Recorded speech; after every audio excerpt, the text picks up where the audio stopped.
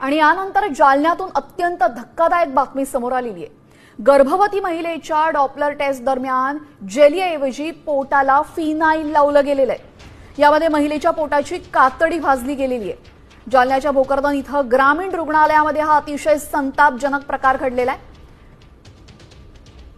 खापरखेडा या इथल्या रुग्णालयामध्ये महिलेला दाखल करण्यात आलं होतं आणि यावेळेस डॉपलर टेस्टच्या दरम्यान संबंधित डॉक्टरांनी जेली म्हणून महिलेच्या पोटाला चक्क फिनाईलचा वापर केलेला आहे, ज्यामुळे या महिलेची संपूर्ण त्वचा भाजली गेली असून या प्रकरणामध्ये आता संबंधित डॉक्टर त्याची चौकशी केली जाणार असल्याची माहिती जालना जिल्हा शल्यचिकित्सक डॉक्टर राजेंद्र पाटील यांनी दिलेली आहे। बाळाचे ठोके ऐकण्यासाठी जे आपण डॉपलर लावते वेळेस तिथल्या स्टाफच्या सिस्टरच्या हाताने चुकून जे जेली लावायची राहते त्याच्यावर दुसऱ्या बाटलीतलं फिनाईल सारखं किंवा आयोडीन सारखं केमिकल लावण्यात आलं।